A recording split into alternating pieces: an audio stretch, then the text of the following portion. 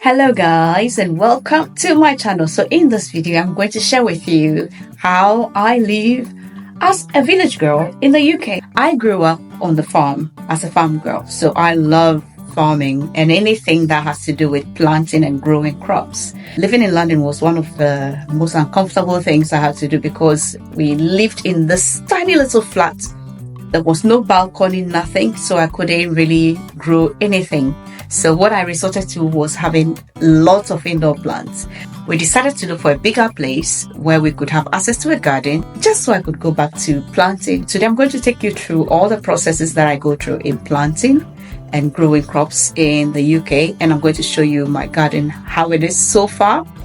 And so come with me, let's go into the video. Hello guys and welcome back to my garden. So as you can see, I have nest seeds. Usually I start nesting seeds somewhere around February, March, and then it takes about 2 months, so somewhere around June I start doing transplanting. As you can see, this mess was left from last growing season and I didn't do much, so it's time to clean up and get all the dirt out and get my pots and things ready for transplanting. And it's so amazing to see this little lady helping out. Since we've moved here, she's always been so enthusiastic about gardening as well. She's always helping out doing stuff. Even when I don't need her help, she wants to give me help. So it was good to, get her around to do stuff. It's always the best engaging her doing something whilst I'm also busy doing something else. She would just be causing a whole lot of issues. So yeah, so just clearing the room of all the mud left from last season. It's dried out, so it's easy to just sweep and then take out all the cobwebs and clear the place, get it ready for the new growing season. As at this time, we were in the month of May, which is still spring, so it's still really cold, even though the sun comes up once in a while. So the best thing you could do is keep the plants in the conservatory so they do not die. So with this, I'm just getting everything ready. We actually left some of the things outside through the whole season. So I'm now cleaning them and bringing them back inside to be able to put the seedlings that I'm going to transplant onto them to create space for them. And it's been a very great year. The previous year, I harvested lots of tomato. I harvested lots of good stuff. My best harvest the previous year was actually tomato. We had lots of tomato, so much tomato that I had to actually make tomato sauce and bottle it down to use for pasta all the time, which was really, really good. So this year I'm also looking forward to it, and excitement is seeing this little lady helping out and having fun as well. This is the part that I enjoy most, just handling the soil and planting, putting seedlings in the soil and just waiting patiently and seeing them grow. That's the part I love so much. I love engaging my daughter in the gardening because first of all, she loves it herself. Secondly, to give her experience. And most importantly, I want her to be rounded. I want her to be a rounded person where no matter wherever she finds herself, she'll be able to survive, So I raise her in a way that she knows how to do everything on her own. So everything I do, so long as she expresses the interest, I engage her. Even when she doesn't express the interest, I engage her to see if she would like it. And then, for her, she just falls in love with everything and goes with it. At some point, she doesn't even want me to do anything. She wants to kind of take over. But yeah, it's fine. It's all part of learning for her and for me as a mom. It's just given me the opportunity to allow my child to experience what I've experienced, and in a good way, actually. So now the hard part is done. All the containers are filled with soil, and it's time to transplant the seedlings that are ready for transplanting. These are lettuces I'm going to transplant. And then I also have beans that I've also nest. I also have other seedlings. Tomato is in there as well.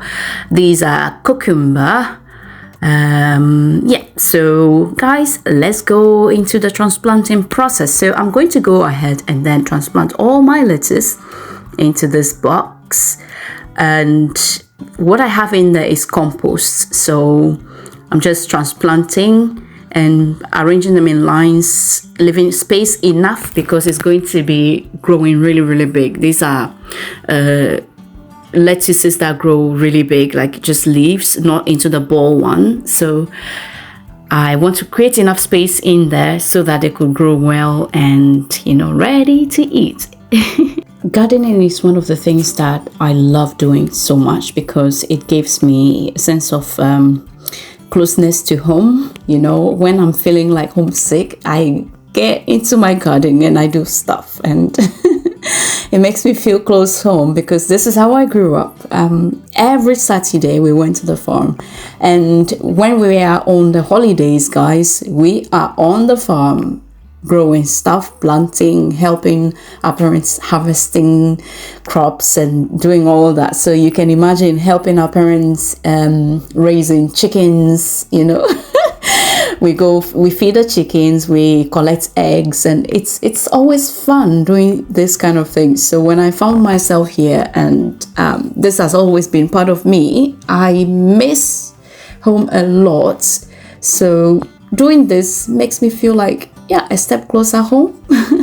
But the part that I enjoy most is when the crops are grown and I can just walk out of the kitchen, go into the conservatory or into the garden, pick vegetables and just make a fresh bowl of salad and just eat. And that is amazing. It feels so good. Once I'm done transplanting, I water the plants, and this is something that continues throughout the whole growing season. You always have to keep watering, especially when summer is here and it's really hot. You have to give water in the morning and in the evening to keep the plants growing. So as you can see, the seedlings grow in kind of batches. So every plant, and when it grows enough for transplanting, so when the plant is ready for transplanting, I come in and transplant it, allow the rest to grow, and transplant them as well when they are ready. So I transplanted the lettuces, I think, a couple of days ago, and then I transplanted the cucumber. And this time I am sowing the seeds. These are beans that I'm sowing. I love we call it French beans, I'm not sure, where you just cut them like that, the fresh beans like that, and use it for either fried rice or anything.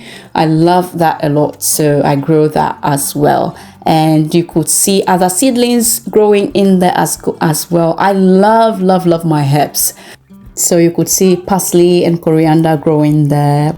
Once transplanting is done, most of the crops takes about 3 months for you to be able to start harvesting. So sometimes I also buy seedlings that are already grown.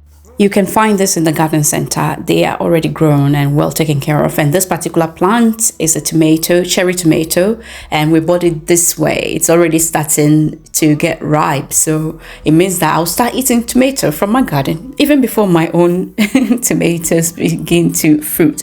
But here is a lettuce, guys. After about 2 months, my lettuce is ready. And what I love is going in the garden, harvesting the lettuce and making a bowl of salad. I love this part of the gardening process, guys. So this is all organic, no chemicals, nothing. I don't do anything when it comes to pest control. I don't use any chemicals at all. We try to control the slugs using beer. So we put beer in a bowl, and then they kind of walk into it, kind of get drunk. And that's how we control pests. So I don't use any chemicals at all. This is all natural. That's also one thing I enjoy most, because I know what I'm eating. I know what I have grown. I know there are no chemicals. So here, guys, is my garden in full bloom. Beautiful flowers. And guess what? I brought some okra seeds to plant to see if it will grow, and it's been a disappointment. Look at how tiny. It's taken so long, several months now, and it's now fruiting and so tiny. These are my onions which I love to use for my fried rice. And I've also tried to do something we call boma. It's just these leaves we use for soups and sauces. This is ademe. I tried to plant a little bit as well to see. I've harvested some actually and use it for soup. And that's the beans. This is my cucumber. As you can see, we are now in the month of August, so we've eaten the most part of it, but the peppers and tomatoes are now actually fruiting. And as you can see, that's coriander. I love coriander, and these are peppers, and hopefully they will start fruiting soon as well. But for the cucumber, they've actually grown. We've harvested most. This is cauliflower, but I've lost hope because the insects are eating it. And this is lettuce. As you can see, this is beetroot that I have so much faith in it. I can't wait to harvest.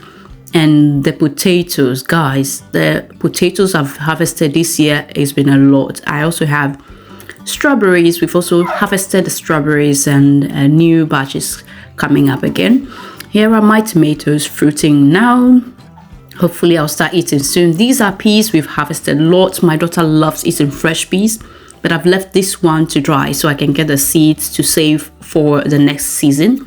So I've left those ones to dry. As you can see, some peppers are fruiting and some are yet to start fruiting. These are tomatoes fruited, ripe. Some are ripening. We've harvested some, and this is the big ones. It's fruited and on the process of getting ripe. Guys, I love gardening, and this is the part I enjoy, where I get to eat the fruit of my labor. Everything on this plate is from my garden except the chicken, the mayonnaise, and the olive oil, guys. And yes, this is blueberries from my garden and other berries from my garden. I also have blackberry, and I have raspberry as well from my garden, guys. What can I ask for? Apart from, eating from nature. Okay guys, so that's the video for today. I hope you've enjoyed it. If you have enjoyed it, do not forget to like this video and also leave a nice comment down there for me. Do not hesitate to also subscribe if you have not done that yet, and consider sharing this video so that anybody who is feeling inspired to start gardening here could also do that. Guess what? You can do gardening in your balcony, wherever you find yourself. Just find that space in that little container and start growing something. Thank you all so much for watching, and I'll see you in my next video. Bye.